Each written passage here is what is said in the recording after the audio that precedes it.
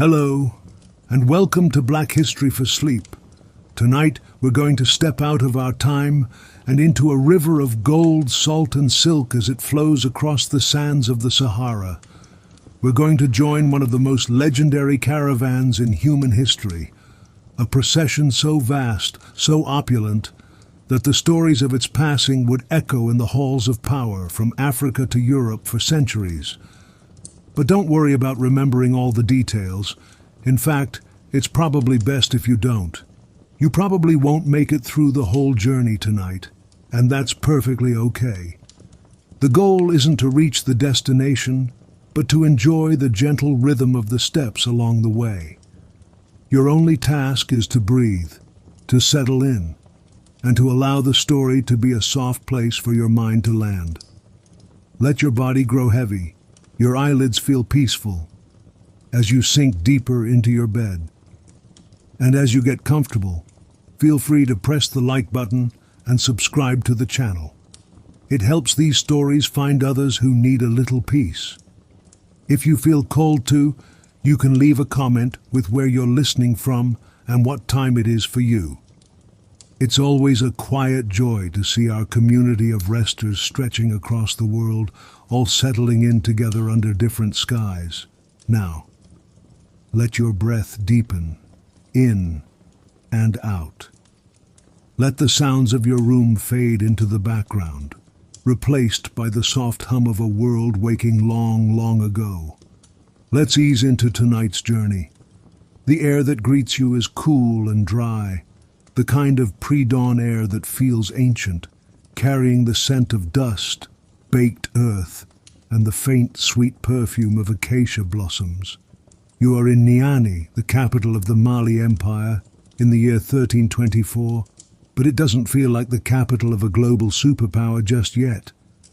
In these quiet moments, it feels like any other sleeping city. You can hear the distant, muffled rustle of a waking world, a single goat bleating somewhere in the labyrinth of mud brick homes, the soft, rhythmic thump-thump of a woman grinding millet for the morning meal. You pull a finely woven cotton robe a little closer around your shoulders.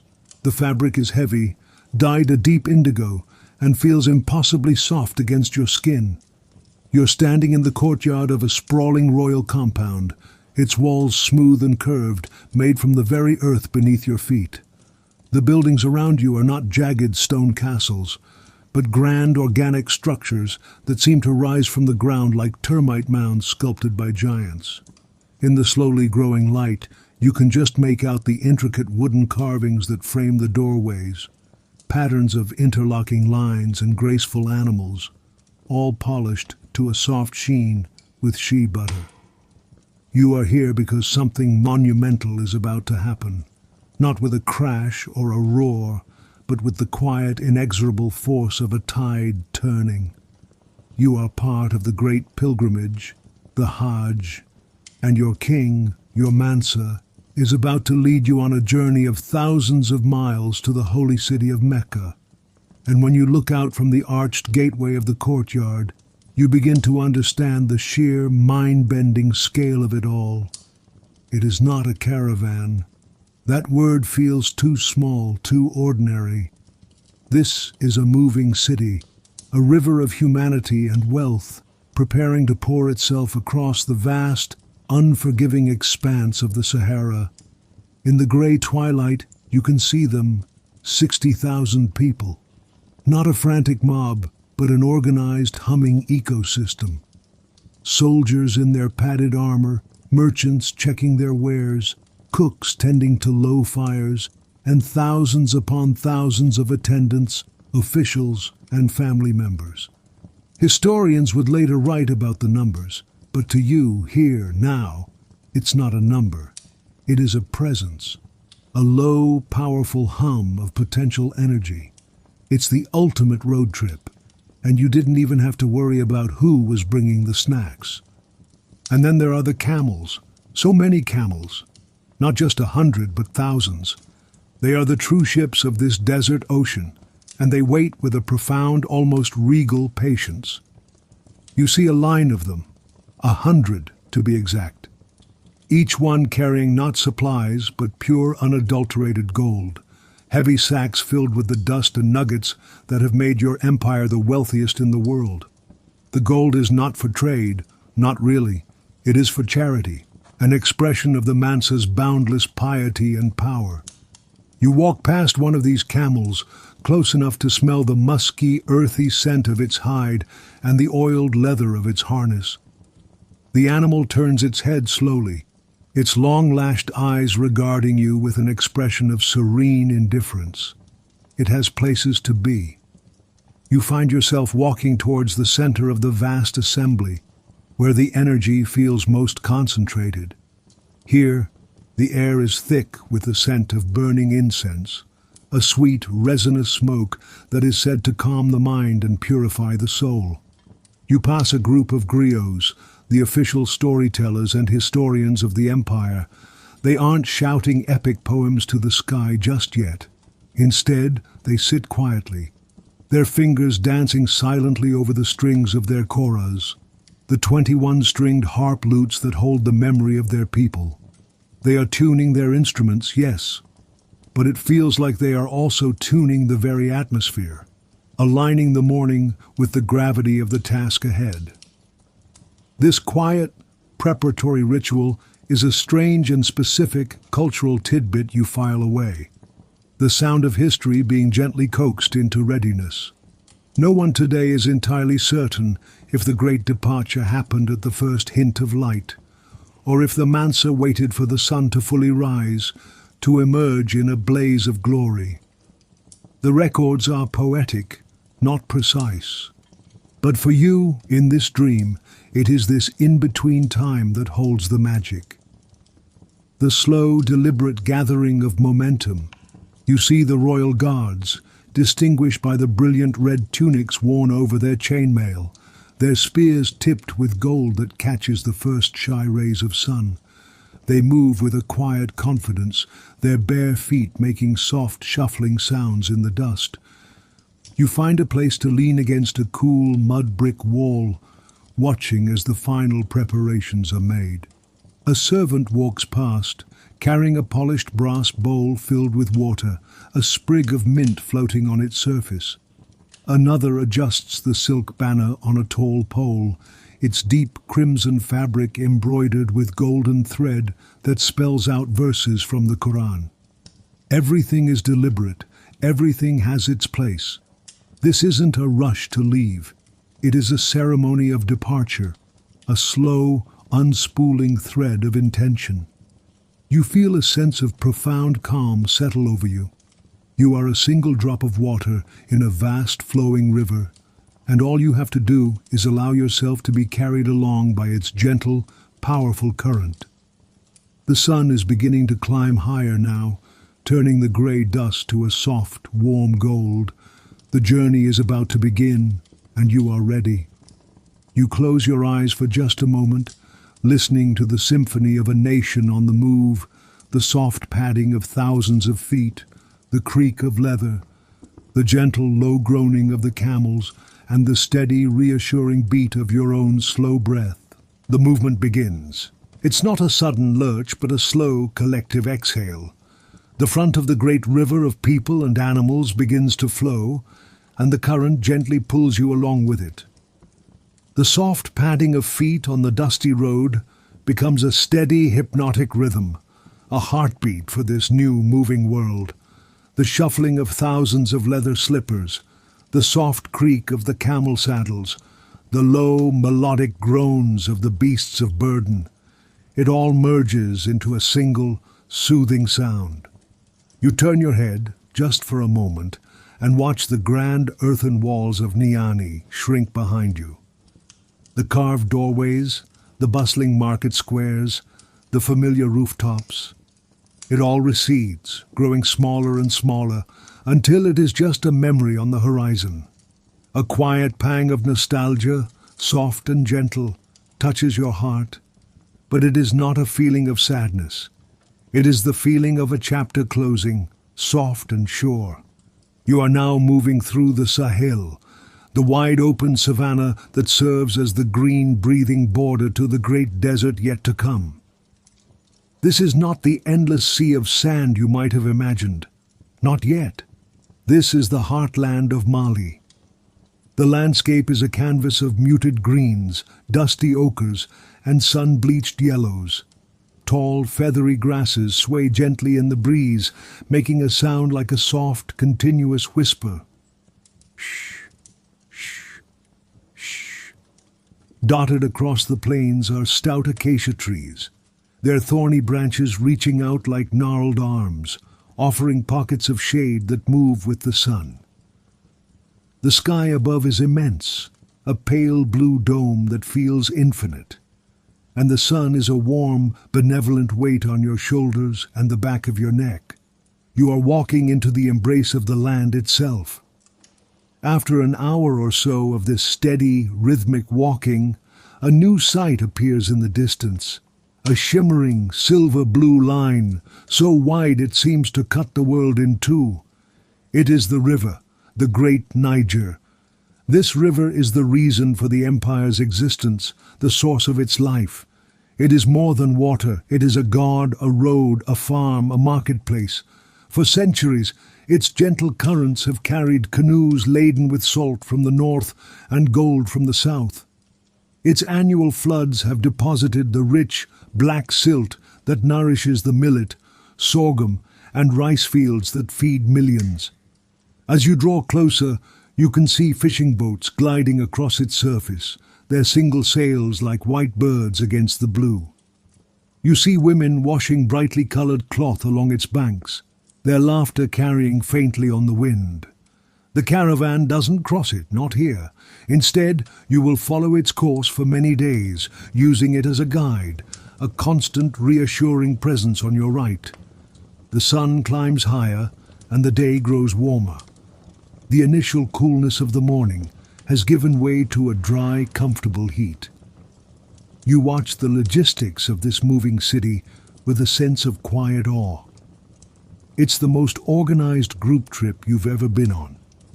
There are designated water carriers, young men who move swiftly through the procession with large porous clay pots on their heads. The water inside stays miraculously cool, and when one is offered to you, you drink deeply. It tastes of earth and minerals, clean and deeply refreshing. There are food runners too, ensuring that even those at the very back of this miles-long train are cared for. The efficiency is mesmerizing, a testament to decades, if not centuries, of practice in moving large groups of people across this demanding land. Around midday, a signal ripples through the caravan. It's time for the first rest. The procession slows and then halts in a vast open plain dotted with shade trees. The camels immediately fold their long legs and settle into the dust with a series of contented grunts. You see the 100 gold-bearing camels being led to a specially guarded area, their precious cargo glinting in the high sun. Remember them from this morning? They seem no less majestic now, even at rest. People find shade where they can, leaning against their packs, murmuring in low voices. The air, which had been filled with the sound of movement, is now filled with a gentle, sleepy hum. Soon, the scent of simple cooking drifts on the air. You are brought your first meal of the journey. It is not a feast. It is practical, nourishing, and deeply comforting. You're handed a small wooden bowl filled with a thick, smooth porridge called tool. It is made from millet flour, and it is the staple food of the empire. But this is a special preparation for travelers. It is mixed with the tangy, citrusy powder of the baobab fruit, and sweetened with a drizzle of rich, dark honey. This is a strange cultural tidbit, you note. This specific recipe for portable energy. It's not just food, it's fuel, designed to be easily digested and to provide slow-releasing energy for the long walk. The texture is thick and satisfying, the taste a perfect balance of earthy, sour, and sweet. You eat slowly, savoring the simple goodness of it, feeling your strength return. As you rest in the shade, you look at the faces of the thousands of people around you. You see the proud, watchful eyes of the soldiers, the shrewd, calculating expressions of the merchants, who no doubt see this pilgrimage as a business opportunity as well as a spiritual duty. You see families, children chasing lizards in the dust, their mothers watching with tired but gentle eyes. And you wonder, as scholars still do, if all of them chose to be here, or if for many the choice was made for them, a duty assigned by a provincial governor, a quiet form of imperial conscription. Was it an honor or a burden? Perhaps for most, it was simply both. The truth of their individual stories is lost to time, a quiet uncertainty that hangs in the warm air. You lie back against a smooth sun-warmed boulder, your eyes growing heavy. The light filters through the leaves of an acacia tree, dappling your face. The low murmur of the resting crowd, the gentle sighing of the wind in the tall grass, the distant peaceful lapping of the Niger River. It is all a perfect lullaby. You feel a profound sense of safety here, cocooned in the center of this immense moving community. You are just one soul on a journey of 60,000, and there is a deep comfort in that anonymity. There is no need to lead, no need to navigate. All that is required of you is to walk, to rest, and to breathe. The sun begins its slow descent towards the western horizon, painting the edges of the clouds in hues of pale pink and soft orange. The first day is drawing to a close, and as you drift in that peaceful space between waking and sleeping, you can feel the gentle, rhythmic pulse of the journey already settling deep within you, ready for the night, ready for the morning to come. The day doesn't end with a sudden halt. It dissolves. The golden light of the late afternoon melts into a soft, hazy purple. The forward momentum of the caravan slows, and the great river of people begins to pool and spread out along a wide, flat plain beside the gentle curve of the Niger. The process of making camp is a spectacle of organized chaos, a well-oiled machine humming to life. It's like watching the world's first and grandest pop-up city assemble itself before your very eyes. Within an hour, a temporary metropolis has risen from the savannah dust. Tents of woven wool and cotton blossom in their designated quarters, a section for the soldiers, another for the merchants, a sprawling area for the families and attendants, and at the very center, a guarded, opulent space for the royal court. As dusk settles, 1,000 tiny points of light flicker to life.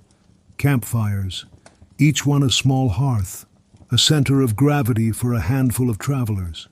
The air, which during the day smelled of sun-baked earth and warm grass, now fills with the rich, comforting aroma of wood smoke and roasting food. You find a spot with a small group near one of the fires, the warmth a welcome comfort as the savannah air begins to cool. The ground beneath you is still radiating the heat of the day, a pleasant warmth that seeps into your tired muscles.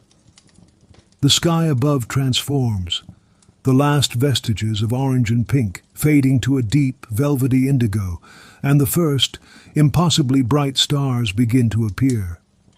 Your evening meal is more substantial than the midday fare. A savory stew of goat meat and ground nuts is passed around, thick and fragrant with spices you can't quite name. And here you witness a small reverent ceremony. A man of high status, a merchant by the look of his fine robes, unwraps a small, heavy package from a protective leather casing. Inside is a slab of something that looks like dull grayish rock. It is salt. He takes a small knife and carefully, almost surgically, scrapes a fine powder from the slab into the communal stew pot. This is not the simple white seasoning you might know. This is treasure. This is currency. This salt was mined by hand in the desolate salt flats of the central Sahara in places like Taghaza and carried south by caravan. In the markets of the south, a slab like this could be traded for its equal weight in gold. To taste it here at the beginning of your journey feels like tasting the desert itself. a preview of the harsh and valuable world you are about to enter.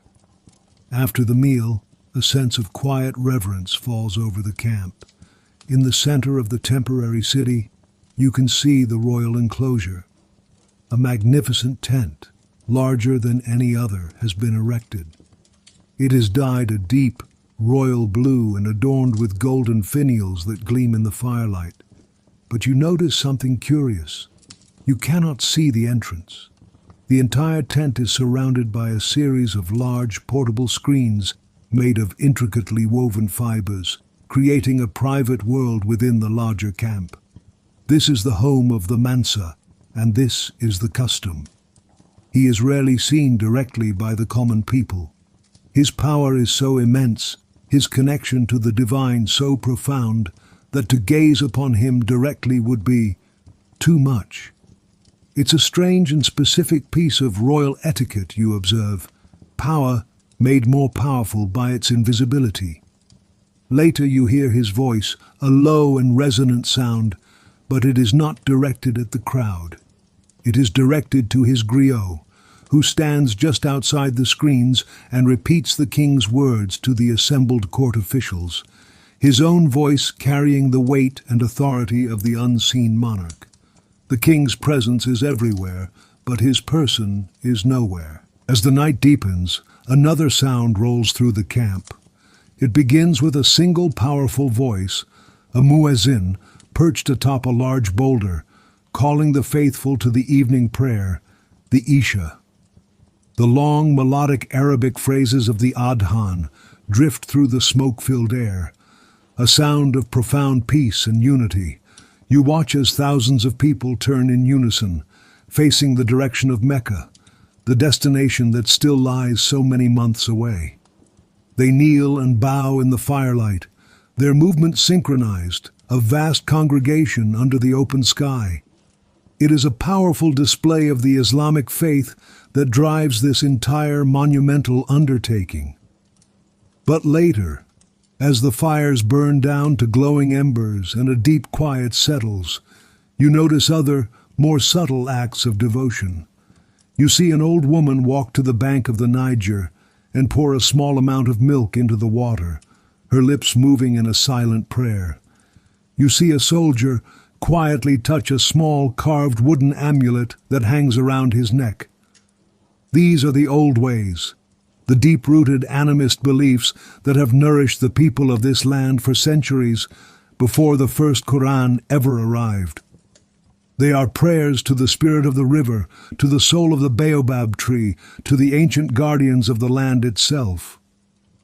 Historians will forever debate how these two powerful currents of faith, Islam and traditionalism, coexisted and mingled in the hearts of the people. But here tonight, you see it not as a conflict, but as a quiet, layered reality, a faith for the heavens and a faith for the earth, both living together in the stillness of the African night. You find your sleeping mat, a simple woven reed mat laid upon the soft earth. You pull your cotton robe around you as a blanket and lie back, your head resting on your small travel pack. The sky above is now a breathtaking spectacle. With no other lights for hundreds of miles, the stars are a thick, shimmering blanket of diamond dust, so dense and bright they seem almost close enough to touch. The Milky Way is a luminous, milky river arching directly overhead, a celestial echo of the Niger flowing silently beside you. The sounds of the camp are soft and sleepy now, the crackle of the last embers, the distant, gentle stamp of a horse, the occasional soft snort from a dreaming camel. You are safe. You are warm. You are part of something unimaginably vast, yet you feel completely at peace. You close your eyes, your breath falling into sync with the slow, ancient rhythm of the sleeping savannah, and drift away. You awaken not to a sound, but to a shift in the air. The deep, heavy stillness of the night has thinned, replaced by a cool, damp freshness that smells of dew-soaked earth and the faint, ghostly scent of last night's embers. You open your eyes and the sky above is not black but a soft pearlescent grey. A few stubborn stars still linger, but they are fading, washed out by the promise of the coming dawn. Around you, the great camp is stirring. It is a slow, organic process, like a giant creature waking from a deep slumber. You hear a soft murmur of voices, the clink of a clay pot, the sleepy complaint of a camel being roused. It's like watching 1,000 people, all trying to find their slippers at once, but the collective movement is somehow graceful, practiced and calm. You sit up, pulling your robe tightly around you against the morning chill. The Niger flows silently beside the camp, a thick white mist hovering just above its surface, as if the river itself is still asleep under a blanket. Someone hands you a piece of flatbread, chewy and slightly smoky from being warmed over a rekindled fire, and a cup of hot sweetened mint tea. The simple warmth of it spreads through your chest, a gentle and welcome awakening. The process of breaking camp begins in earnest, and it is the silent film of yesterday's arrival, played in reverse. Tents are folded, packs are secured, and the pop-up city gracefully dismantles itself, leaving behind only darkened circles where the fires burned and the flattened grass where thousands slept. The land is being returned to itself, ready for the next travelers, whenever they may come. As the sun crests the horizon, its first rays striking the golden finials of the royal tent, the caravan begins to move once more. The familiar, hypnotic rhythm of walking returns, and your body, even after just one day, falls into the pace with a surprising ease. Your muscles are sore, but it is a good soreness, the feeling of honest work. Today, the land feels different under your feet. It feels special. Your guide, a quiet man with eyes that have seen many journeys, gestures to the reddish earth you are walking upon, to the gravelly banks of a small stream that feeds into the great river.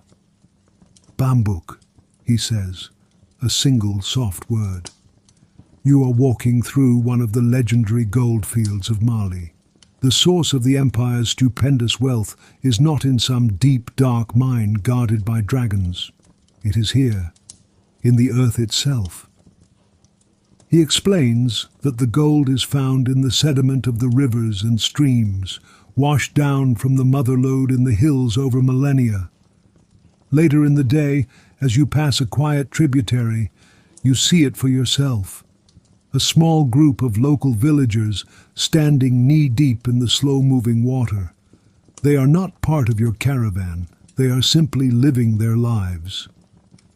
You watch as a woman scoops up a calabash full of mud and gravel from the stream bed. She swirls it carefully, her movements practiced and economical, letting the water carry away the lighter sand and soil. Slowly, patiently, she repeats the process, her focus absolute. Until, in the bottom of the gourd, a few tiny gleaming yellow flakes remain. All the wealth that paves the streets of distant European imagination, all the gold that fills the 100 sacks on the backs of your caravan's camels, it all begins here. With this patient sifting, with a woman's careful hands and the generosity of the river. It is not magic, it is work. And seeing it grounds the immense, almost mythical wealth of your king in the simple, profound reality of the land you are walking upon. By mid-afternoon, the caravan approaches a larger settlement, a vassal town that owes its allegiance and its taxes to the Mansa. Before you arrive, you witness another fascinating piece of the journey's intricate machinery. A small party of men on swift horses detaches from the front of the caravan and rides ahead. These are the protocol officers, the masters of ceremony. Their job is not to fight, but to talk. They are the advance team for this immense diplomatic ballet. You watch from a distance as they meet the town's chief and his elders at the gate. There is a formal exchange of greetings, of pleasantries, The protocol officers will be arranging the proper honorifics, ensuring the correct gifts are prepared, and smoothing the way for the Mansa's passage. It is a projection of power, but it is done with grace and respect. When your part of the caravan finally passes the town walls, you see the exchange. The local chief presents offerings of grain, dried fish, and fresh water for the travelers. In return, a high-ranking official from the caravan presents him with a bolt of fine Egyptian cloth and a single precious bar of salt. A transaction of respect, an empire knitting itself together, not with force, but with finely tuned etiquette. As you move through the town, you notice a distinct procession within the larger procession. It is a world of its own, a perfumed, rustling bubble that seems to float through the dust of the road. You see litters, curtained in fine, translucent silk, carried on the shoulders of powerful servants. You smell exotic flowers and expensive oils. You see female guards, their faces serene, but their eyes sharp and watchful, carrying elegantly curved swords. This, you realize, is the retinue of the queen, the Mansa's senior wife, Inari Kunate. We know from the histories that she accompanied him on this journey, with her own entourage of 500 attendants, but her story is a quieter one, a softer melody underneath the thunderous epic of her husband. What was her role? What was her influence? As you watch her veiled litter pass by, a space of profound privacy in this most public of journeys, you wonder about the woman inside. Scholars today still peer into the margins of the male-dominated chronicles, searching for the voice and the power of the Queen of Mali. Her story is a ghost, a beautiful shimmering uncertainty that floats alongside you on the road. The rest of the day settles back into the now familiar rhythm, the steady walking, the swaying of the camels, the vast, open sky. The land remains a gentle, rolling savanna, and the Niger is your constant, faithful companion. You feel your mind beginning to quiet, to empty itself of unnecessary thoughts. The journey is becoming a meditation. As dusk once again begins to paint the sky, and the caravan once again begins to slow and spread out to make camp, you feel a sense of profound rightness. Your body is tired, but your spirit is calm.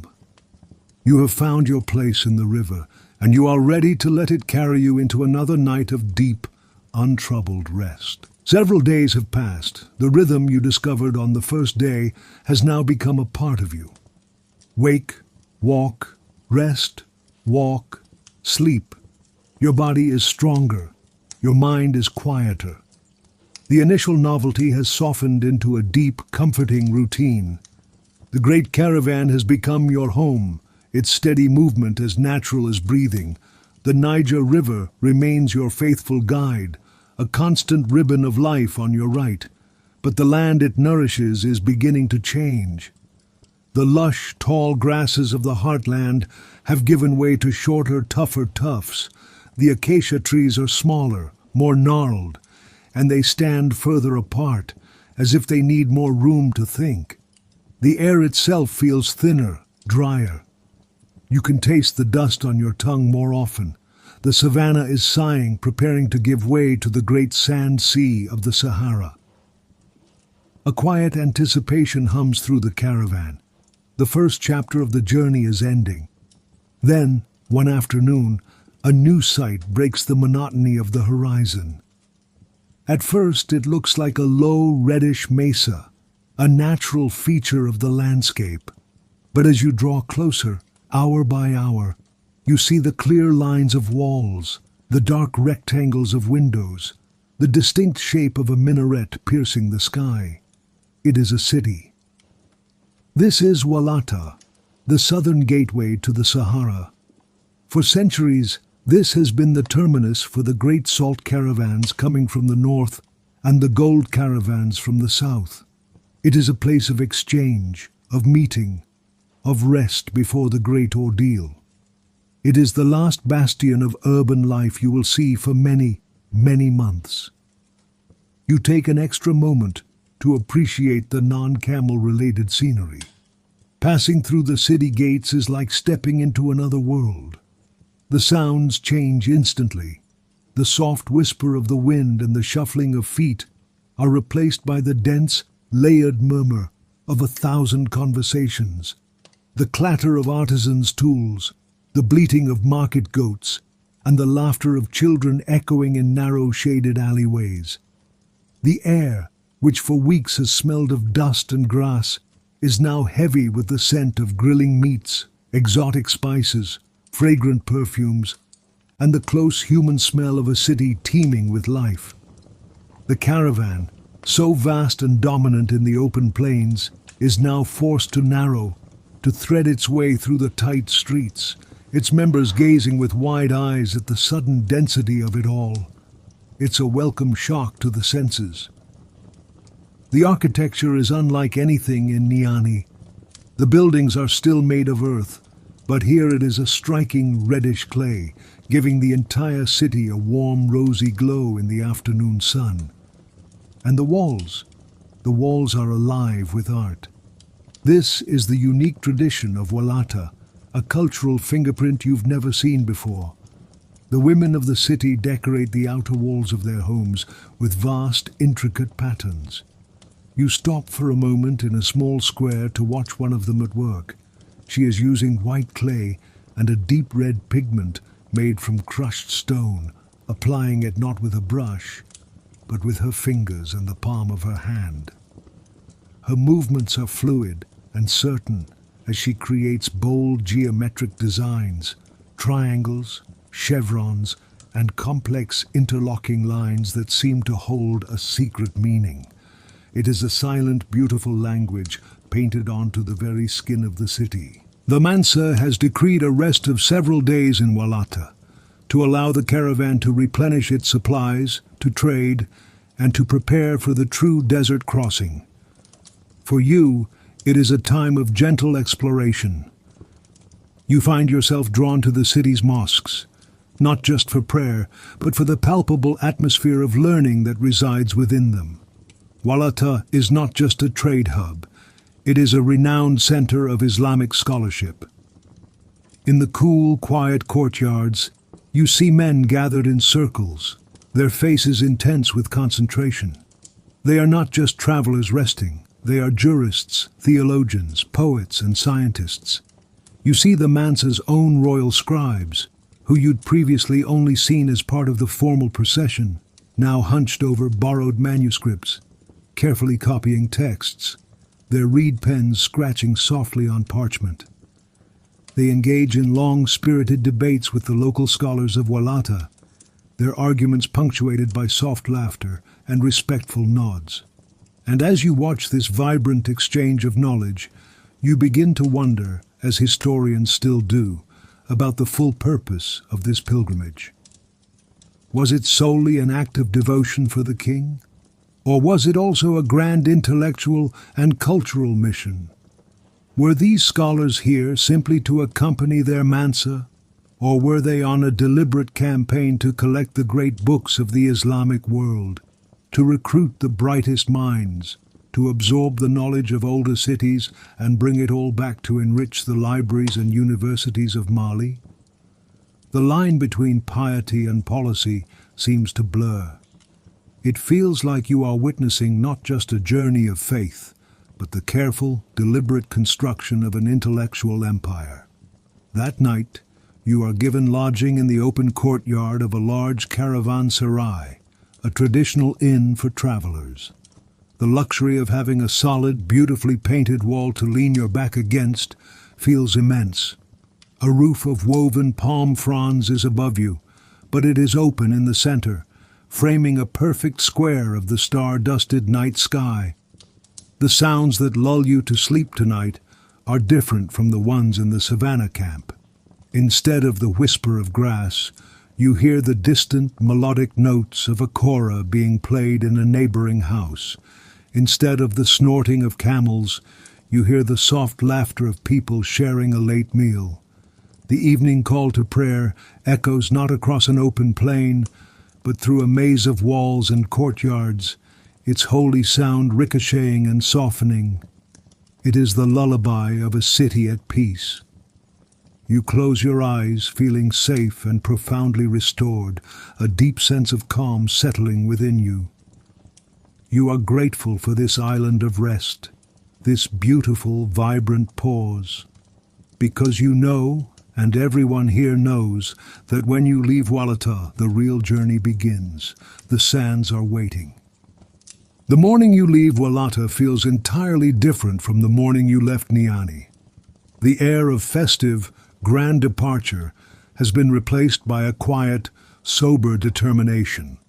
The sounds of the camp being dismantled are clipped, efficient, and serious. There is no wasted motion. Today the journey truly begins, and everyone, from the highest-ranking court official to the youngest camel driver, feels the shift in their bones. You are about to step off the map of the familiar world and into the great shimmering emptiness of the Sahara. The beautiful red walls of the city, which felt like a destination just days ago, now feel like the last edge of reality. The single most important activity of the morning is the gathering of water. Every available water skin, every clay jug, every possible vessel is filled to the brim from the deep wells of Walata. You watch a line of men passing goatskin after goatskin, thousands of them, their dark leather surfaces bulging and sweating in the growing heat.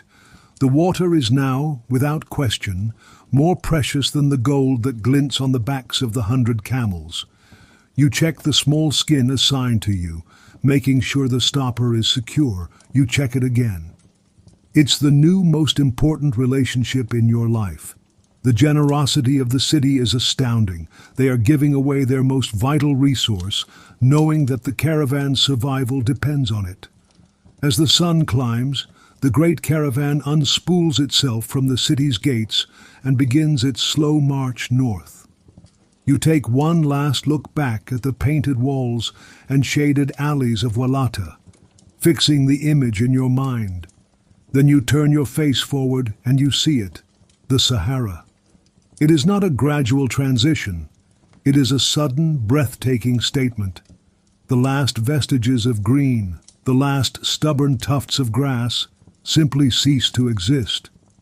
Before you lies an ocean of sand, stretching to an infinite horizon under a vast and pitiless sky. The world has been simplified to two elements, a floor of pale golden sand and a ceiling of searing blue.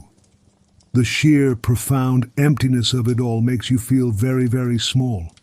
Not exactly a confidence booster, but it certainly puts any personal worries you might have into a startling new perspective. The silence is the first thing that truly registers. The familiar sounds of the savannah, the buzz of insects, the call of birds, the rustle of wind in the grass, are gone. The silence that replaces them is not an absence of sound, but a presence. It is a deep, humming quiet that presses in on you, so profound that you can hear the soft hiss of the wind moving sand and the thumping of your own heart. The caravan, this moving city of 60,000 souls, seems to shrink in the face of this immensity. Its own sounds, the creak of leather, the soft padding of feet, swallowed by the vastness. Your gaze is drawn to the man at the very front of the procession. He is not from Mali. His skin is weathered, his eyes are narrowed against the glare, and he wears the deep blue robes and turban of the Tuareg, the nomadic people who have mastered this desert. He is the guide, the Madugu. He holds no map, no compass. Yet he walks with an unshakable certainty. You watch him, fascinated. Every so often he stops. He squints at the position of the sun. He crumbles a handful of sand between his fingers, seeming to judge its texture and color. At night, you will see him studying the stars, not with the wonder of a poet, but with the precision of a mathematician, reading the celestial patterns as if they were a detailed manuscript. He is a sand diviner, a star navigator, a living library of knowledge passed down through generations. His mind contains a map that cannot be drawn, a map made of wind patterns, dune shapes, and ancestral memory. The life of every person here rests on the contents of that mind. As the day wears on, the heat becomes a physical force. It radiates from the sand below and beats down from the sky above, creating a shimmering, watery haze near the horizon that plays tricks on the eye. The caravan plods on, a dark, slow-moving thread against the pale fabric of the desert. You pass the section of the procession where the physicians and healers travel. You see them checking their supplies, not with any sense of panic, but with methodical care. They have bundles of dried herbs, strange-smelling poultices wrapped in cloth, and jars of dark tinctures.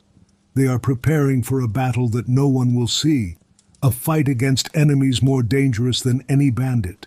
Fever, sunstroke, infection, and the simple grinding fatigue of the journey. What quiet struggles were waged in the medical tents each night?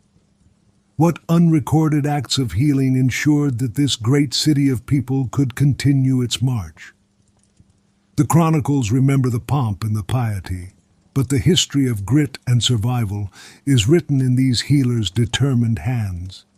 When the sun finally begins to dip toward the horizon, painting the dunes in breathtaking shades of orange, rose, and deep violet, the caravan makes its first desert camp.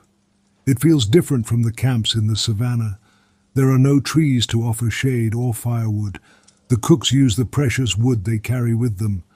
The tents and people seem to huddle closer together, creating a tighter circle of warmth and humanity against the overwhelming emptiness of the desert night. The circle of light from the campfires feels smaller, more precious. You eat your simple meal of flatbread and dates, and you drink your carefully rationed water, savoring every drop. Then you lie back on your mat. The show begins. The sky, completely free from the haze of moisture or the light of any city, is an explosion of stars. It is a sight so magnificent it feels sacred, a dome of pure, cold light. The silence returns deeper than before. It is a silence that invites introspection, a quiet that allows the soul to expand and fill the space around it. You feel like a single grain of sand, a tiny, insignificant part of this immense, silent, and breathtakingly beautiful landscape. And in that feeling of smallness, there is a profound sense of peace. You close your eyes, cradled by the immense quiet of the Sahara, and drift into a sleep deeper and more restorative than you have ever known. Days have passed since you left the Red City. How many? You're not entirely sure. Your sense of time has become fluid. The sun rises, the sun sets. You walk, you rest. The moon waxes, a sliver growing into a reassuring crescent. Was that conversation yesterday or the day before? Is it Tuesday? Does Tuesday even exist out here? You suspect it does not. The world has been stripped down to its essentials. There is the sky, the sand, and the slow, steady rhythm of the journey. Your life is measured in footsteps and heartbeats, in the careful rationing of water, and the profound gratitude for a sliver of shade. The desert has a way of erasing everything that is not essential, and you find a strange, quiet freedom in that erasure. The heat, however, is not an abstraction. It is a constant, living presence, a predator. After a few days of marching under its relentless glare, the Madugu, the Tuareg guide, makes a change. The routine is inverted. The great caravan will now sleep by day and walk by night. This strategic shift is a testament to ancient knowledge, a fundamental secret of desert survival. And so, your world turns upside down. The hottest part of the day, from late morning until late afternoon, is now a time of enforced stillness. A great siesta for 60,000 people. You huddle in your tent, the thick wool cloth creating a pocket of deep, stuffy shade. Outside the world is a furnace, the light so white and brilliant it seems to vibrate. The silence is absolute. Nothing moves. The entire desert holds its breath. To sleep through this shimmering, oppressive heat is a strange and deeply restorative act. You wake to the sunset. The air inside the tent is still warm, but you can feel a change. A coolness is seeping back into the world. You step outside, and the transformation is breathtaking. The sun is a fiery orb on the western horizon, and it has set the dunes ablaze with color. The sand is no longer a pale, washed-out yellow, but a landscape of deep gold, burnt orange, and soft purple shadows. The camp comes alive in this magical, fleeting twilight. The sounds of preparation are softer now, more relaxed in the cooling air. The evening meal is cooked and shared, and the mood is lighter than it ever was at midday. There is a sense of relief, of release. The enemy has retreated, the world is yours again. Then, under the vast, starry canvas of the night sky, you begin to walk. And it is a completely different journey. The sand, which burned through the leather of your slippers by day, is now blessedly cool underfoot. The moon, now nearly full, casts a brilliant, silvery light, transforming the landscape into a dream world. The dunes are no longer harsh and intimidating, but soft, sleeping creatures, their curves rendered in smooth shades of silver and black. The caravan moves as a column of bobbing lanterns and soft silhouettes, a river of shadows flowing through a land of ghosts. Even the camels, so often grumpy and awkward in the daylight, seem to move with a strange new grace in the moonlight, their long legs striding silently, their shadows trailing behind them like ink spills. In the deepest part of the night, during a brief rest, you find yourself near the royal enclosure. A griot is with a small group of court officials, his voice not a loud proclamation, but a low rhythmic chant, accompanied by the soft, percussive tapping on the body of his kora. You sit just beyond the edge of their firelight and listen. He is not reciting the ancient epics of Sundiata or the founding of the empire. He is composing a new epic, right here in the middle of the desert. This is a fascinating cultural practice you had not anticipated, turning the journey itself into art in real time. He sings of the taste of the water in Walata, of the shape of a dune that looked like a sleeping lion, of the weariness in a soldier's legs, and of the unwavering faith in the Mansa's heart. He takes the hardship, the monotony, the grit of the daily experience, and weaves it into poetry. He is not just a historian, he is a therapist for the soul of the caravan, transforming suffering into story and ensuring that the spirit of this great pilgrimage does not falter. The journey is not without its silent costs. In the pale, ethereal light of the false dawn, that strange grey moment between the disappearance of the stars and the first rays of the sun, you see it. As the caravan slows to make camp for the coming day, a small group of men lingers behind. They work quickly and without ceremony. A shallow grave, a body wrapped in simple white cloth.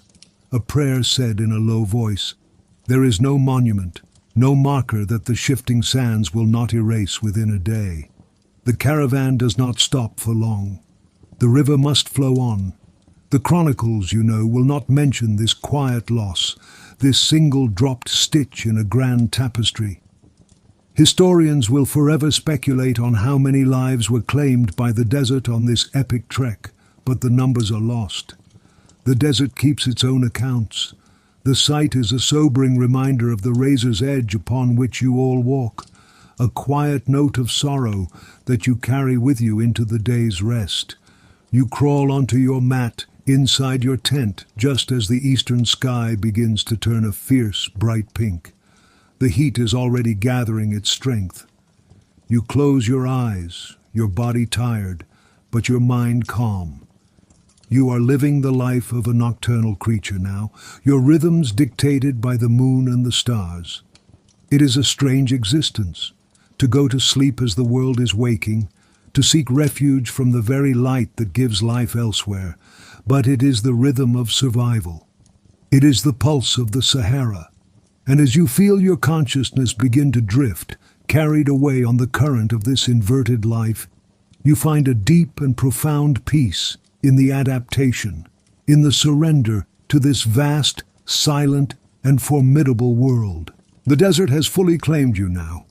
The world has contracted to the small circle of your immediate senses and expanded to the size of the cosmos.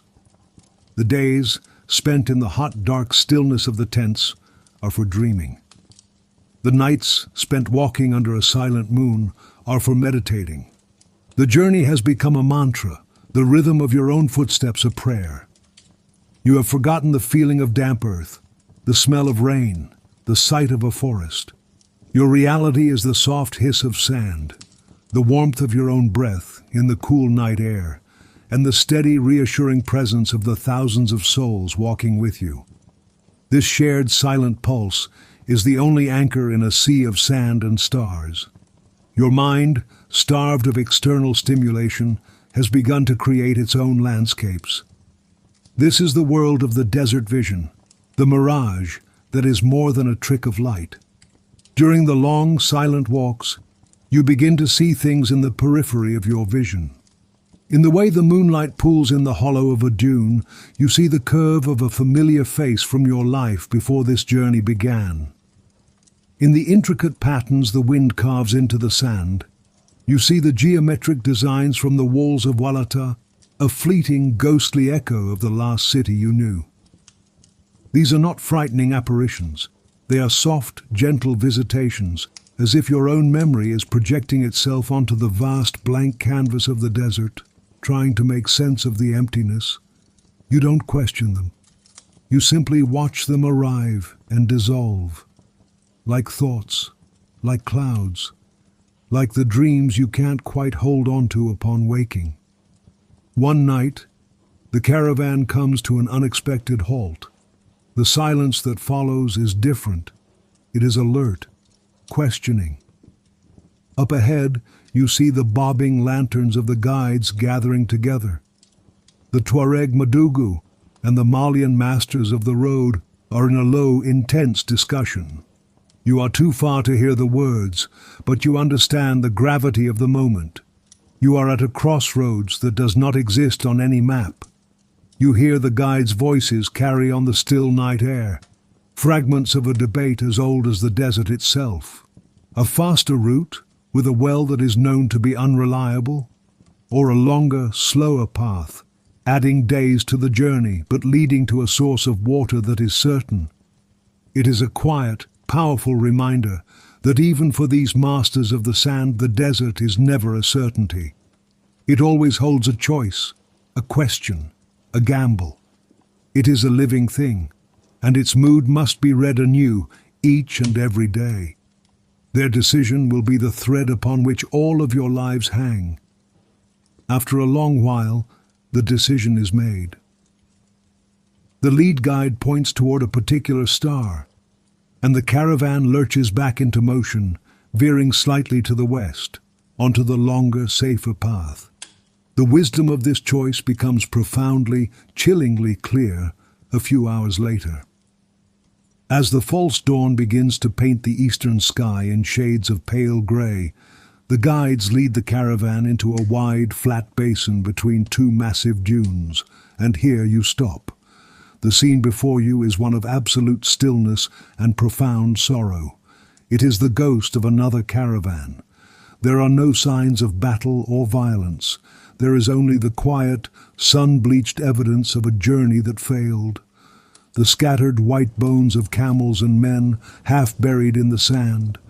The broken shards of clay water pots.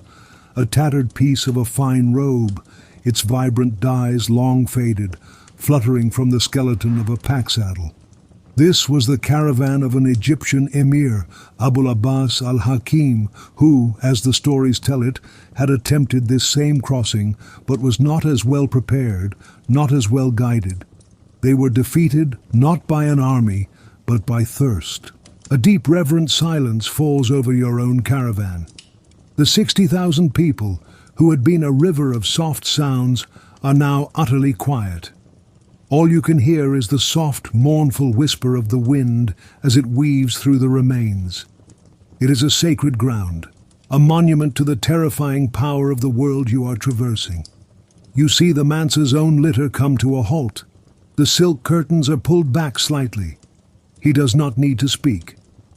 A quiet order is given, and a ripple of action flows through your ranks.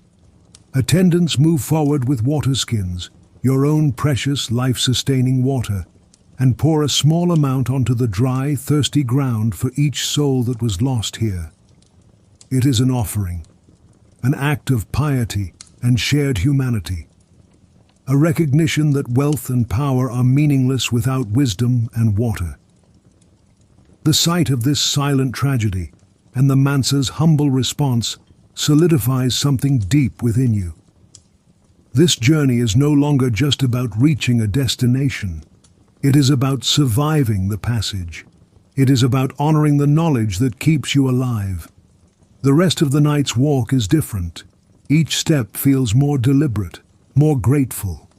The soft padding of your own feet on the cool sand is a testament to your own life, your own breath.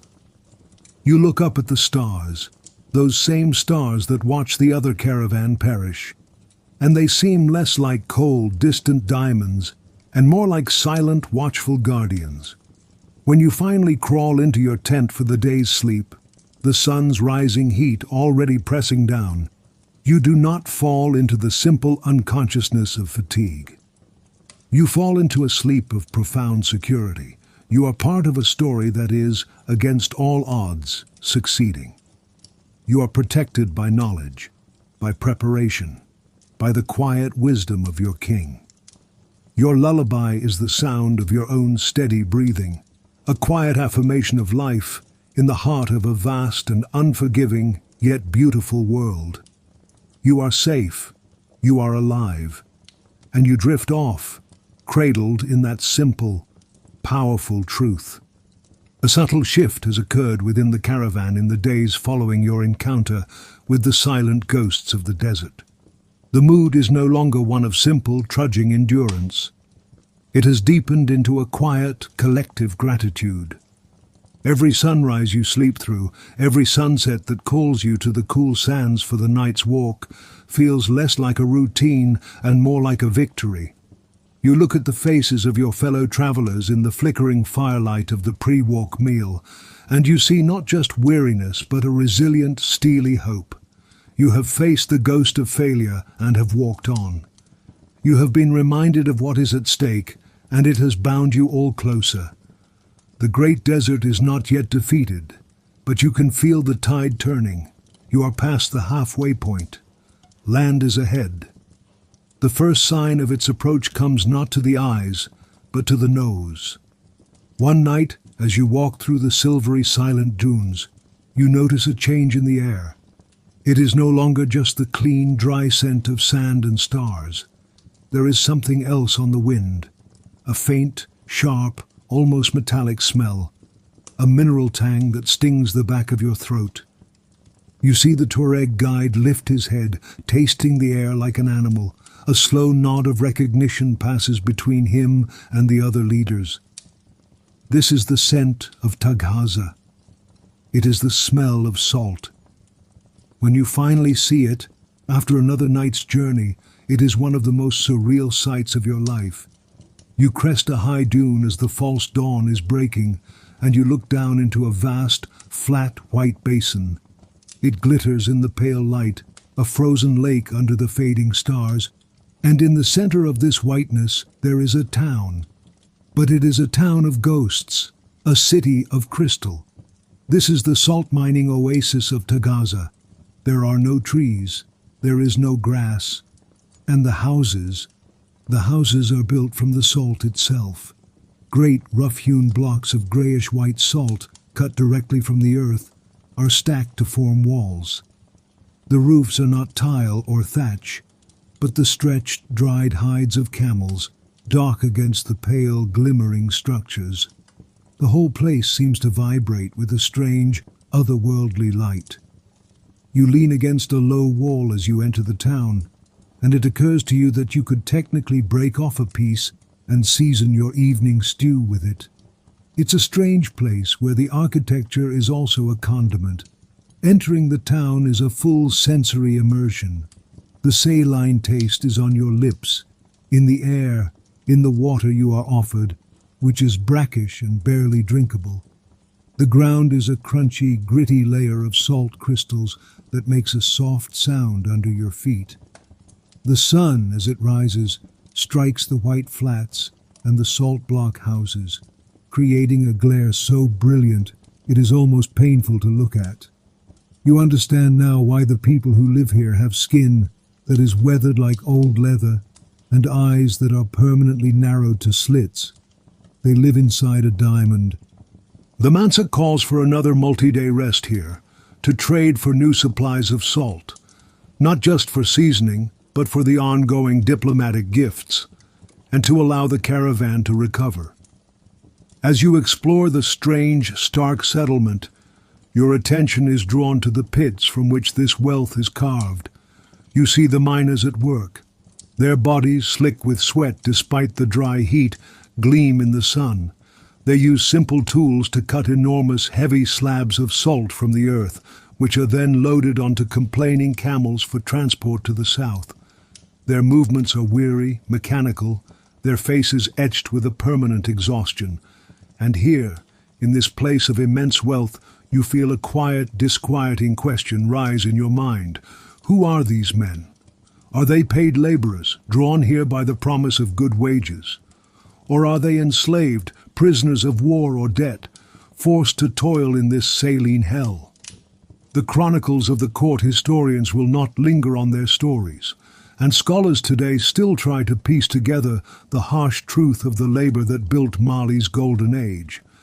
It is a question that hangs in the glittering, salty air, a reminder that the great river of the caravan is floating on currents of human toil that are often invisible. That evening, a group of you is offered hospitality by one of the mine's overseers. You sit on woven mats inside his salt block house. It is surprisingly cool inside, the thick walls insulating you from the lingering heat of the day. He offers you a bowl of millet porridge and a few precious dates. As you eat, he tells you that every single thing on his table, apart from the salt, has come from a caravan just like yours. The millet was grown in the savannah hundreds of miles to the south. The dates came from an oasis hundreds of miles to the north. Even the water you drink, drawn from the town's deep and brackish well, is considered a luxury. You are struck by the profound, dizzying reality of their existence. They live on a diet of pure trade, exporting the only thing their land produces, and importing everything they need to survive. They are utterly dependent on the steady flow of the caravans, these fragile lifelines of silk, water, and grain. You sleep that night in the corner of the salt house. The moonlight filters through the doorway, making the crystalline walls around you gently sparkle, as if you are sleeping inside a geode. The silence here is different from the silence of the open desert. It is a heavy, mineral silence, punctuated by the distant sound of a camel's cough or the soft crunch of footsteps on the salty ground. It is not a comfortable place, this strange oasis of seasoning, but it is a refuge. It is a milestone. It is proof that you have crossed the hungriest part of the desert. You fall asleep marveling at the bizarre, harsh and resilient ways that humans find to build a life, to create a home in the most unforgiving of places. And your sleep is deep, lulled by the mineral quiet of a city made from the tears of the earth. Leaving Taghaza is like waking from a strange, salty dream. The caravan reforms, its ranks swelled by the fresh camels loaded with slabs of salt, and turns its face to the north. A palpable sense of purpose hums through the thousands of travelers. You have crossed the heart of the desert, rested in its strangest city, and now you are on the final stretch. The journey is far from over, but the destination, the legendary lands of Egypt and the Nile, no longer feels like an abstract concept. It feels real, a magnetic pull on the horizon.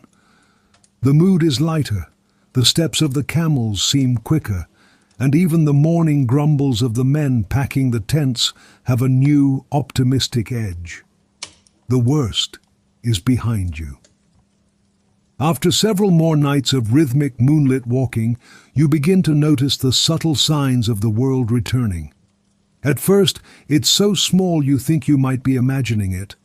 Another desert vision.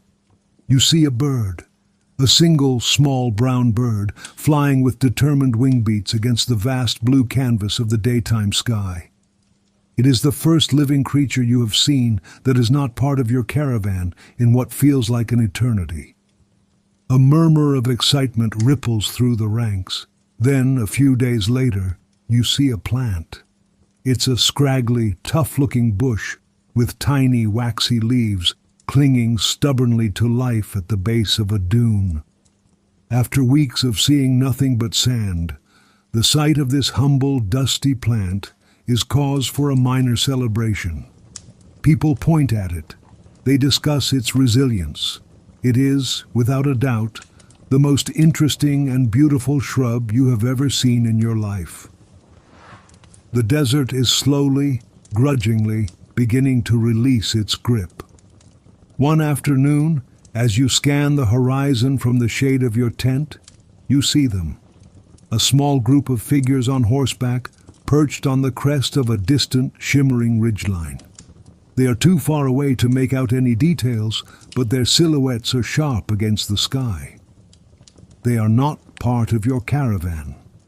They are desert people, Bedouin or Berber scouts, watching the immense, slow-moving river of wealth pass through their ancestral lands. You watch them for a long time, and you wonder, as historians still do, what they are thinking. Do they see you as a threat, an unprecedented business opportunity, or as a holy procession to be respected and protected? Are they toll collectors, planning to demand a tax for safe passage, or are they simply curious, bearing witness to the single greatest spectacle to ever cross their world? The chronicles, written from the caravan's perspective, will not record the answer. The figures remain a silent, watchful mystery on the edge of your journey, a reminder that this empty desert is, in fact, full of unseen politics and ancient claims. A few days later, you witness a marvel of 14th century communication.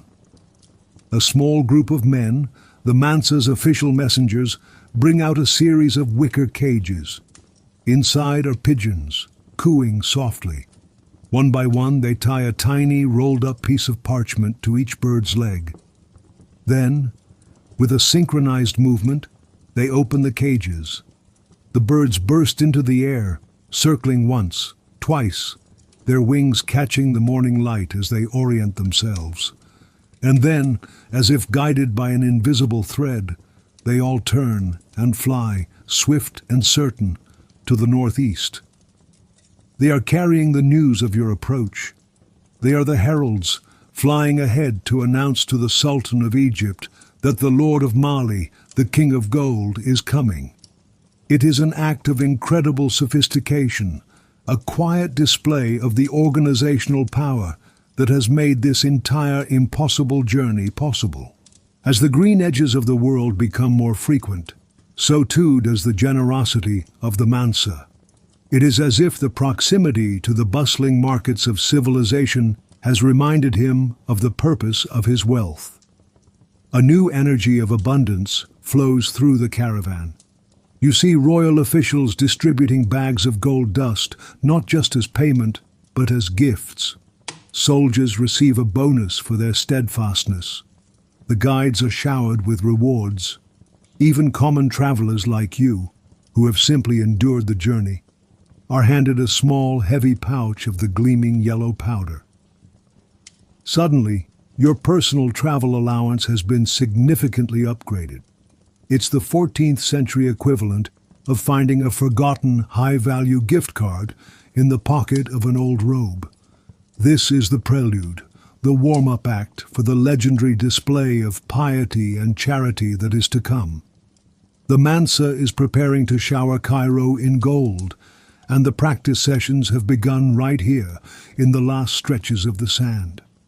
The mood of the caravan is now almost festive. The night walks, once silent and meditative, are now filled with the low hum of excited chatter. People are talking about what they will buy in the markets, the foods they have missed, the sight of a river so grand it makes the Niger seem like a gentle stream. You see people mending their finest robes, polishing the silver ornaments on their harnesses, preparing to enter the great city of Cairo, not as weary survivors, but as proud citizens of the powerful Mali Empire. During the day's rest, you close your eyes, and your dreams are no longer filled with endless sand or shimmering mirages. You dream of the scent of damp earth and growing things. You dream of the taste of fresh fruit, of the babble of 1,000 voices in a crowded bazaar, of the deep, cool green of the legendary Nile. You fall asleep with a smile on your face, lulled by the gentle excitement of a journey's end, rocked by the motion of a caravan that has, against all odds, conquered the Sahara. The desert is behind you now. The world is ahead. The world returns to you in a flood of green. One morning you wake for your day sleep, and the air filtering through the tent flap no longer carries the sharp, mineral tang of the desert, but a new scent, thick and rich. It is the smell of damp earth, of crushed stems of life. When the caravan begins its march that evening, the transformation is complete. You are no longer on the fringes of the desert. You have plunged into the fertile, teeming lands of Egypt. You are walking along irrigation canals, their surfaces choked with lily pads, their banks a riot of reeds and grasses. You see fields of clover, barley and beans, stretching out in neat, impossible squares of vibrant, shocking green. After so many weeks of a landscape composed entirely of a 50 shades of beige color palette, the sheer intensity of it all almost hurts your eyes. The silence is gone, replaced by a deafening chorus of life. You had forgotten how loud the world could be. The air, which for months held only the whisper of wind and the soft padding of feet, is now a symphony of sound. The chirping of crickets, the deep, guttural croaking of frogs, the buzz of insects, the bleating of distant sheep. You hear a frog croak loudly from a nearby canal, and you nearly jump out of your slippers. The sheer variety of noises is almost alarming after the profound, meditative quiet you had grown so accustomed to. Your ears, trained to pick up the subtlest shifts in the wind, are now overwhelmed, and you find a quiet, humorous comfort in the beautiful chaos of it all. The world is noisy again, and it is wonderful. Then you see it. It is not a shimmering line on the horizon, but a vast, powerful, and undeniable presence. The Nile, wider, slower, and more majestic than you could have ever imagined. It is a god, a living entity, its dark waters carrying the wealth of Africa northward to the sea.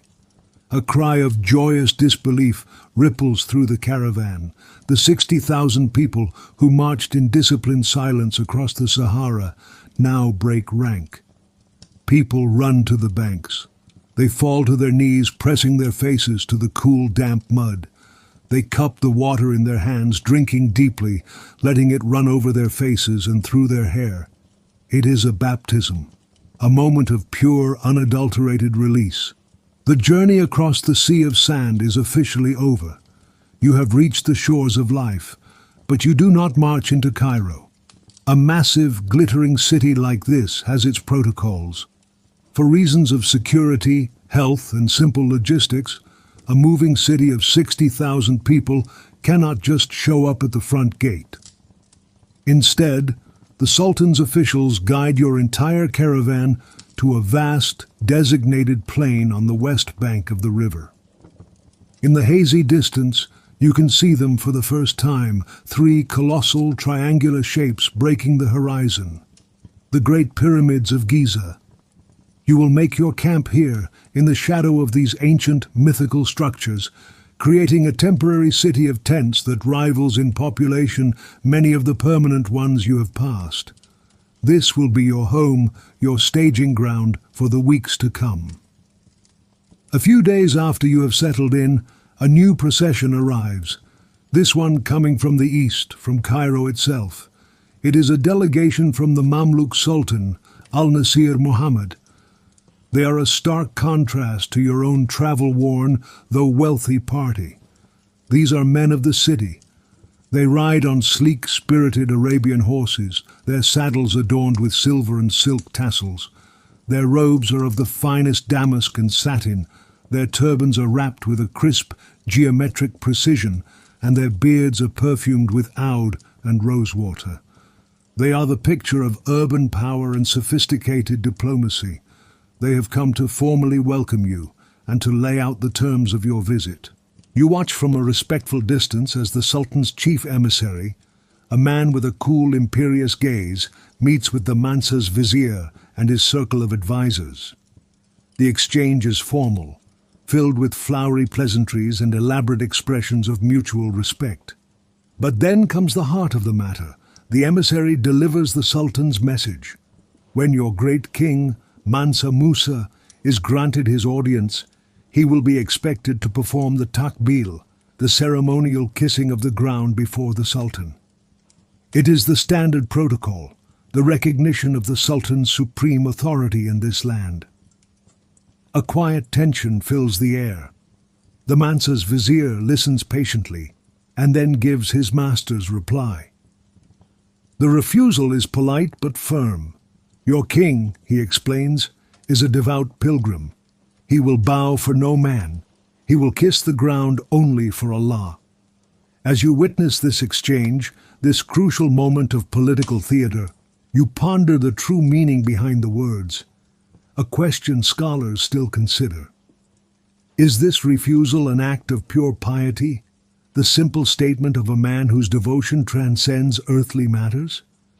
Or is it a savvy political move, a proud and powerful emperor subtly asserting that he is the equal of the Sultan, not a vassal? Perhaps it is both. A declaration of faith that doubles as a declaration of power. The emissaries from Cairo do not seem pleased, but they are professionals. They accept the message and ride back to the city to consult with their master, leaving a cloud of diplomatic uncertainty hanging over the camp. That night, as you settle onto your sleeping mat, the world feels impossibly rich. The air is soft and humid, carrying the scent of the Nile and the distant aroma of Cairo's countless cooking fires. You can see the lights of the city across the river, a sprawling galaxy of lamps that seems to promise endless wonders. You fall asleep to the gentle lapping of the great river, your long and arduous journey across the sand now a fading memory. You are no longer a desert nomad. You are a pilgrim at the gates of a new world, a diplomat in a city of secrets, a tourist on the verge of entering the grandest stage you have ever imagined. The lullaby tonight is the deep, steady hum of a great civilization, waiting to meet you. The days spent camped in the shadow of the Great Pyramids are a strange, suspended time. You are at your destination, yet you have not truly arrived. The diplomatic tension hangs in the humid air, a quiet question mark over the entire expedition. Your great Mansa, a sovereign of an empire built on gold and faith, will not bow to another king. The Sultan of Cairo, ruler of the most powerful state in the Islamic world, cannot be seen to compromise his authority. For 3 days, The polite but firm messages go back and forth across the Nile, carried by the splendidly dressed emissaries. Finally, on the fourth day, a solution is found. A masterpiece of diplomacy that allows both mountains to remain standing. The Mansa will enter the Sultan's court, and he will prostrate himself, but he will announce loudly for all to hear that he does so for God alone, who brought him safely to this magnificent city. Honor is satisfied. The gates of Cairo are now officially open to you. The day of the grand entrance is a spectacle unlike any you have ever witnessed. The entire caravan, 60,000 strong, prepares as if for a royal wedding. Every fine robe that survived the desert crossing is brought out, brushed, and mended. Every piece of silver and gold jewelry is polished until it gleams. The soldiers don their brightest tunics over their armor, and the royal guards are a vision in crimson and gold.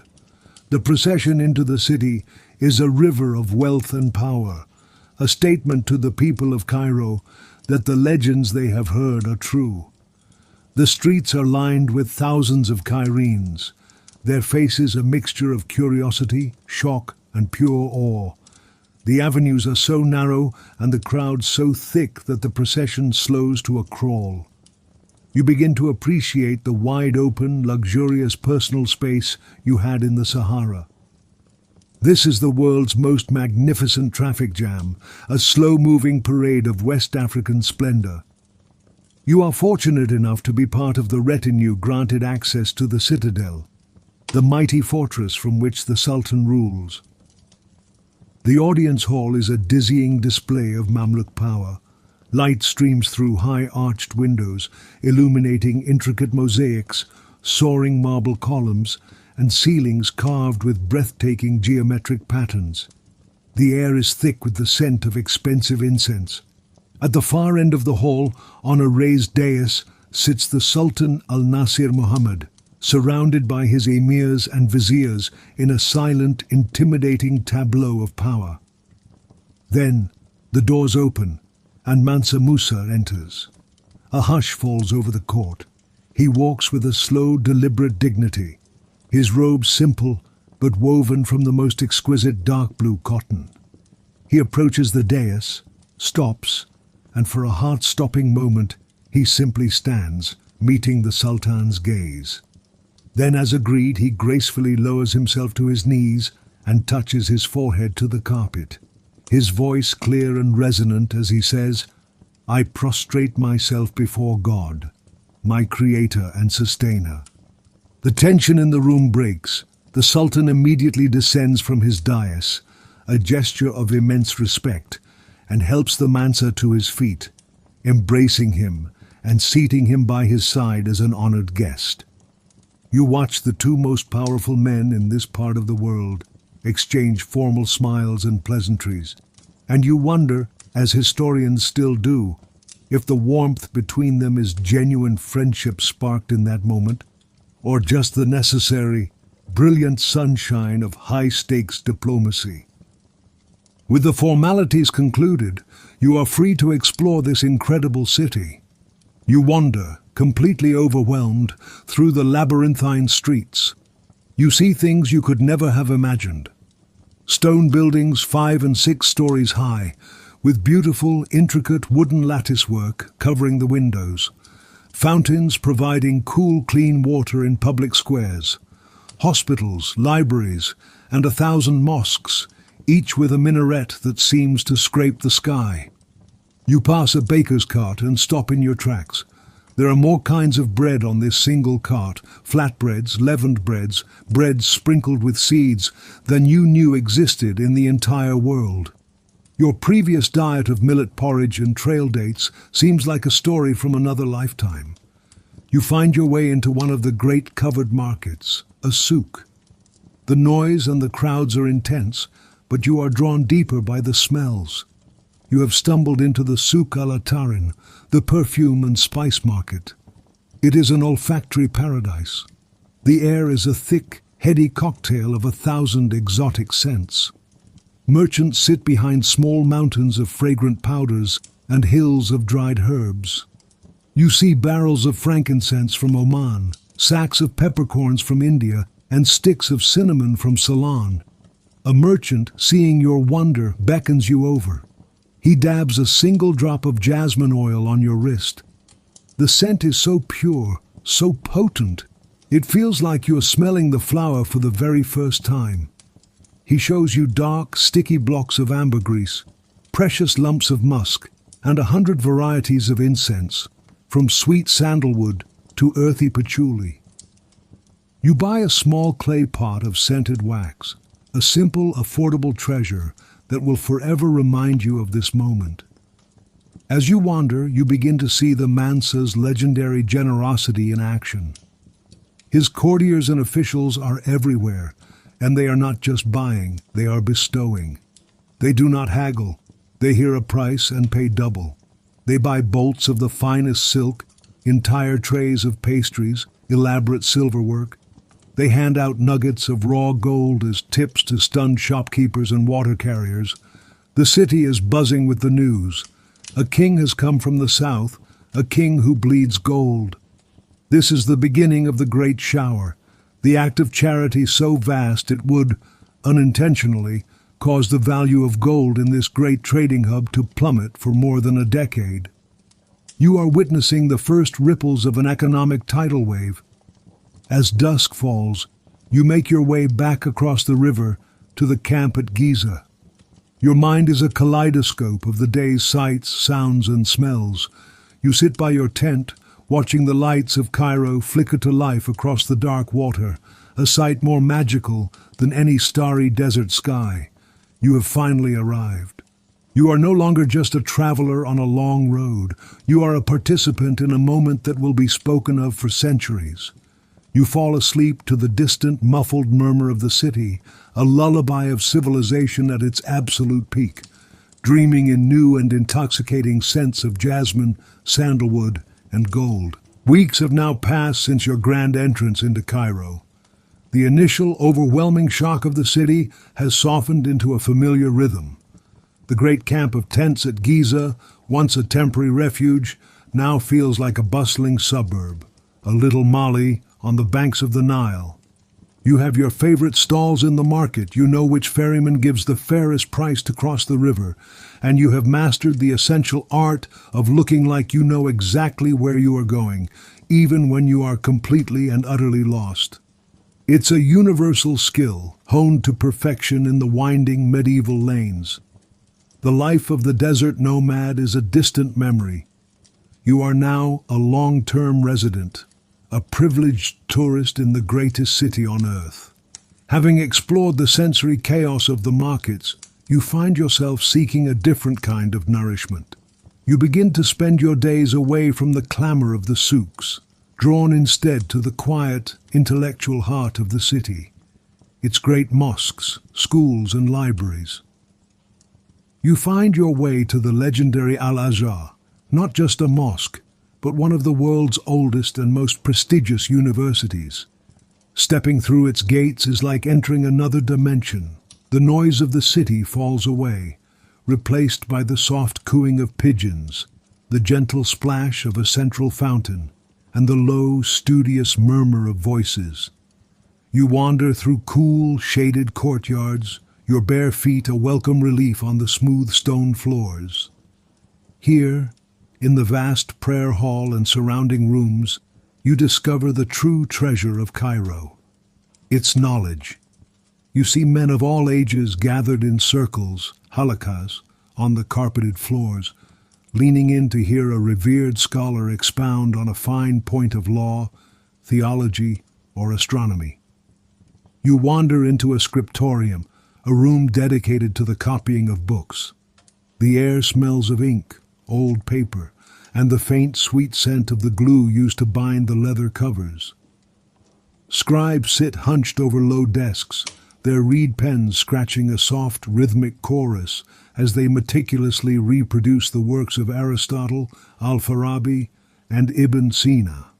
The reverence for the written word is palpable. Each book is a sacred object, a vessel of wisdom passed down through centuries. In one of these quiet, sun-dappled courtyards, you witness a meeting that seems far more significant than the grand diplomatic audiences at the citadel. You see your Mansa, seated on a simple mat. But he is not meeting with emirs or viziers. He is in deep, earnest conversation with a man whose robes are not of a courtier, but of a scholar. The man is a poet and an architect named Abu Ishaq al-Sahili. He is from Al-Andalus, the last remnant of Muslim Spain, a refugee of high learning and refined taste. You are close enough to hear snippets of their conversation. They are not talking of gold or trade routes. They are talking of beauty. They speak of the merits of fired brick versus mud brick, the proper angle and support for a soaring arch, and the way to build a minaret that is both strong and elegant. The Mansa is not giving orders. He is asking questions. He is learning. And then he makes an offer. He asks al-Sahili to return with him to Mali, to bring his knowledge of poetry and architecture, to build new mosques and palaces in Timbuktu and Niani. This, you realize, is the other side of the Hajj. This is the acquisition. Your king is not just emptying his vaults. He is filling his mind, gathering the intellectual and artistic seeds that he will plant back home to help his own empire blossom. On your way back to the camp one afternoon, you witness a smaller, quieter, but no less meaningful exchange. You see one of the Malian soldiers from your caravan, a man whose face you've seen 100 times on the long march, standing at a fruit vendor's stall. He does not speak Arabic, and the Egyptian vendor does not speak Mandinka. Yet they are communicating. The soldier points to a pomegranate, raising an eyebrow in question. The vendor splits it open with a knife, revealing the glittering red jewels inside. He hands a piece to the soldier, who tastes it, his eyes widening in delight. He pays with a small pinch of gold dust, and the vendor, instead of just taking it, hands him a ripe fig as a gift. They share a smile, a moment of simple, human connection that transcends language and culture. What friendships, you wonder, were formed in these quiet corners of the city? What stories were exchanged? What jokes shared over a piece of fruit? The grand histories, with their focus on kings and sultans, are silent on these small human bridges built between ordinary people. One day you sit at the edge of one of the scholarly circles, listening as they debate. For 3 hours, 5 learned men argue passionately yet respectfully over the precise meaning of a single word in a 1,000-year-old legal text. They quote other texts from memory, construct elaborate logical arguments, and dissect the grammar with surgical precision. It's a level of intellectual rigor that is both dizzying and inspiring. It also makes you feel much better about the time you and your friends spent debating which of the lead camels had the grumpier face. As the sun sets, casting a golden glow on the pyramids that stand sentinel over your camp, you feel a deep sense of peace. The initial, frantic excitement of arriving in Cairo has matured into a richer, deeper appreciation for its many layers. You are no longer just a tourist gaping at the sights. You are a student, absorbing the culture, the knowledge, the very atmosphere of the place. You fall asleep to the distant, familiar hum of the city, your mind calm and full, dreaming not of gold, but of the great mosques and libraries that will one day rise in your own home, their arches shaped by a poet from Spain, their halls filled with books copied from the scribes of Al-Azhar. The true purpose of this journey is becoming clearer with every passing day. It's not just about arriving, but about what you will bring back. The sweet languid rhythm of your life in Cairo is coming to an end. The initial purpose of your journey, the spiritual pilgrimage that sets 60,000 souls in motion across a continent, is reawakening. A new energy begins to hum through the camp at Giza. The weeks of sightseeing, of scholarly pursuits, of leisurely market explorations are over. Now, the talk is of Mecca. A quiet, devotional focus settles over your fellow travelers. You see them preparing not by polishing their jewelry, but by mending the simple, seamless white cloths of the ihram, the sacred garment of the pilgrim. The final and most holy leg of the journey is about to begin. But amidst this renewed piety, you begin to hear whispers, soft and furtive, among the caravan's merchants and financial officers. Conversations in the cool of the evening, held in low voices over account books and scales. The whispers are almost unthinkable. They say that the Mansa's generosity in Cairo, the lavish gifts to the Sultan's court, the doubling of prices in the market, the endless stream of gold given to anyone who asked, has been so boundless that the unthinkable has happened. The river of gold has run dry. You hear rumors that the king, your king of infinite wealth, has had to take out loans from the shrewd merchants of Cairo, borrowing back his own gold at exorbitant rates of interest to finance the final leg of the Hajj and the long journey home. Scholars will debate for centuries the truth of these rumors, trying to balance the accounts of a king so rich he could crash an economy, yet so generous he might have spent himself into debt. It is a quiet, fascinating uncertainty, a reminder that even for the richest man in the world, reality and perhaps interest rates eventually bite. The day of departure arrives, but you are not simply retracing your steps or setting out on your own. You are joining the great Hajj caravan of Cairo. If your caravan was a river, this is the ocean. You move your entire city of tents and people to a vast assembly point outside the city's eastern gates, and the scale of what you see is staggering. Here are pilgrims from Al-Andalus and Morocco, from Syria and Persia, from Anatolia and the Swahili coast. 100 different shades of skin, a dozen different languages, a kaleidoscope of banners and clothing styles, all gathered for a single purpose. After traveling for months as the undisputed kings of the road, you now have to merge with another, even bigger parade. There is, you note with some amusement, a surprising amount of organization. Even in the 14th century, merging into traffic requires patience. At the very center of this massive multinational gathering of faith, you see its ceremonial heart. It is the mahmal. You stare at it, captivated by the strange and beautiful sight. On the back of a magnificent camel, chosen for its beauty and strength, is a large wooden litter, a ceremonial passengerless palanquin. It is draped in extravagantly embroidered black and gold silk, with verses from the Quran stitched in gleaming thread.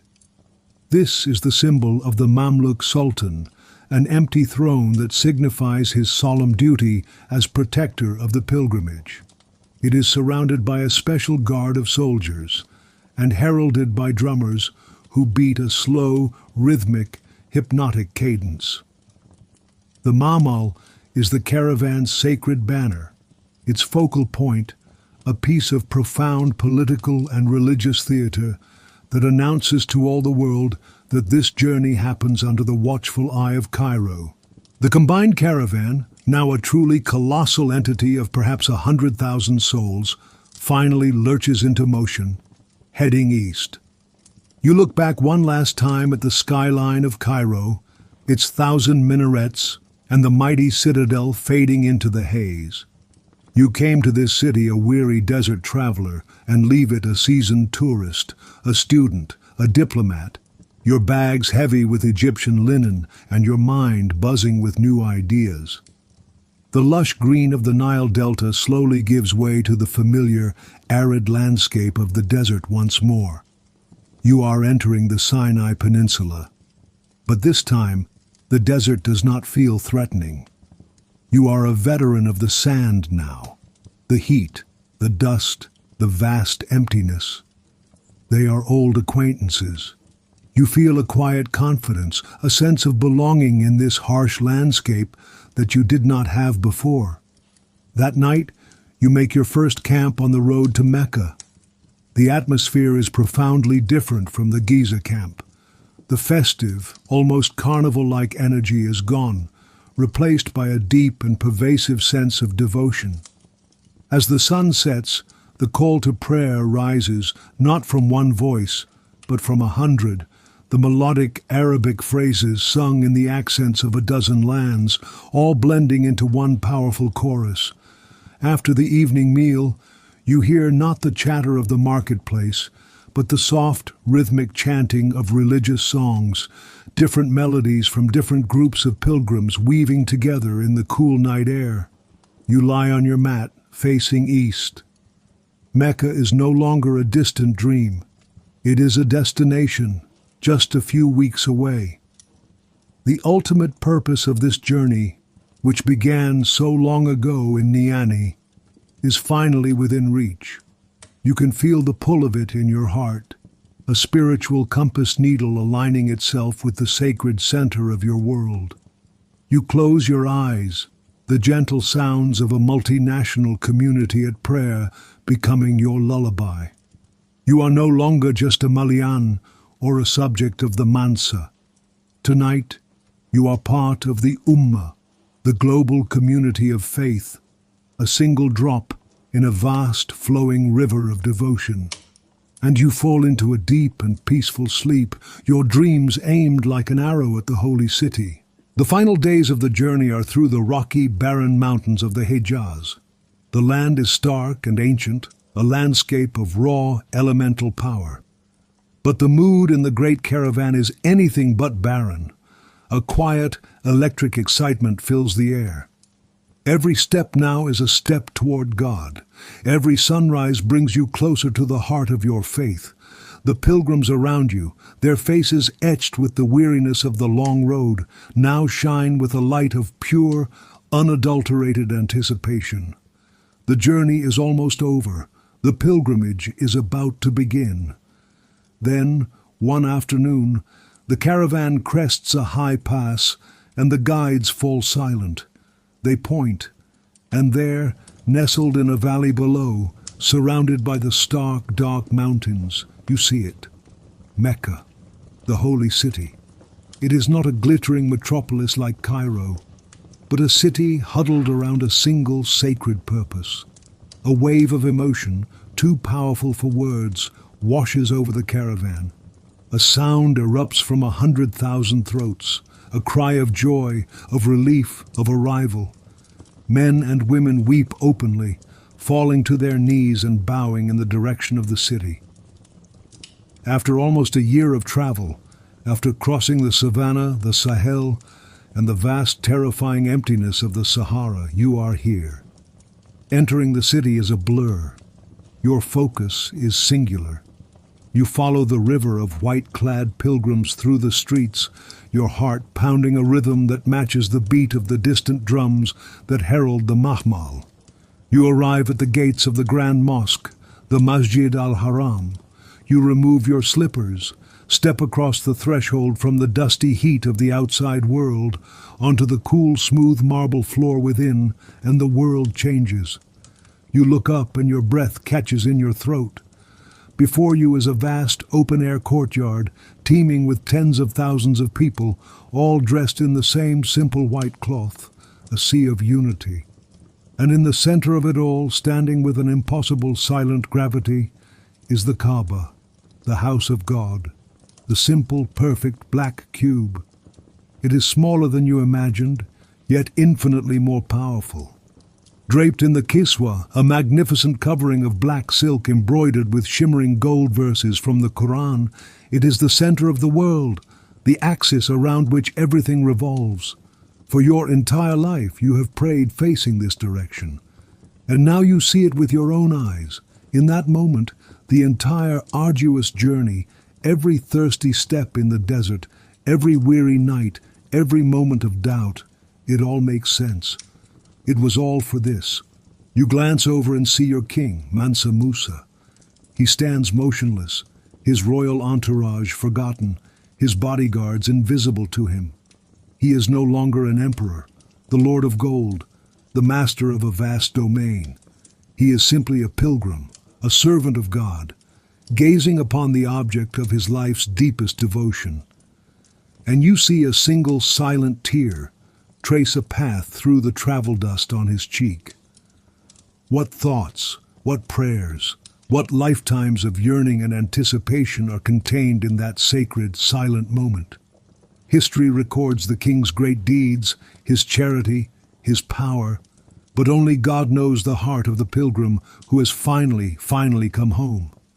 You join the moving ocean of humanity. This is the tawaf, the ritual circumambulation of the Kaaba. You are swept up in the current, a single drop in a swirling river of faith. The sound is immense, a low, powerful roar of hundreds of thousands of voices reciting the talbiyah in unison. Labbaika Allahumma labbaik. Here I am, O God, at your command. Here I am. The words vibrate through the soles of your feet, through your very bones. You are no longer an individual, but part of a single unified body moving as one. Round and round you flow, your shoulder occasionally brushing against that of a pilgrim from a land you've never heard of, a brother in faith you will never know. Yet in this moment, you are one. On one of your circuits, the press of the crowd brings you so close to the Kaaba that you can see the intricate detail of the kiswa. You see the masterful calligraphy of the golden thread, the rich, deep texture of the silk.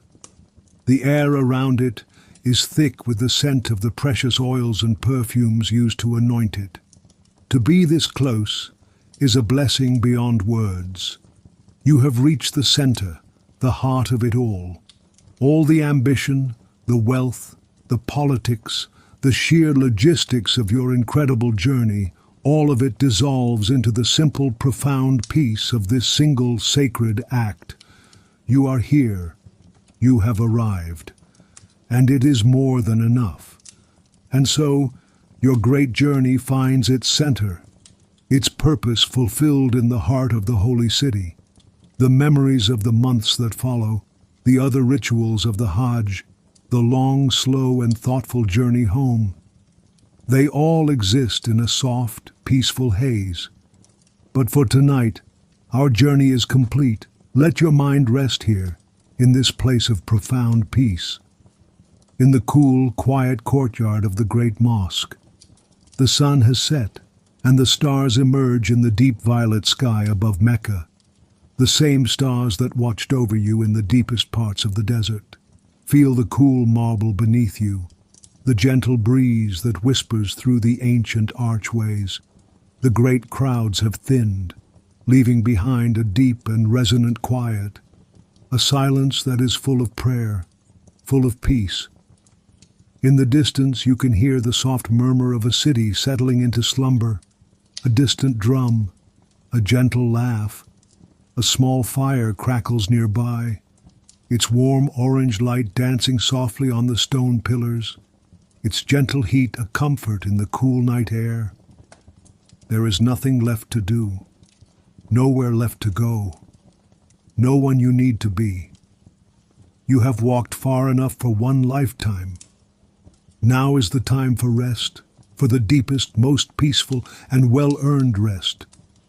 Let the gentle rhythm of the crackling fire and the soft pulse of the sleeping city guide your breath in and out. Let your body grow heavy, your mind grow still, sinking into the deep, soft darkness of a peaceful night. You are safe, you are home, you are at peace. Sleep now, sleep deeply.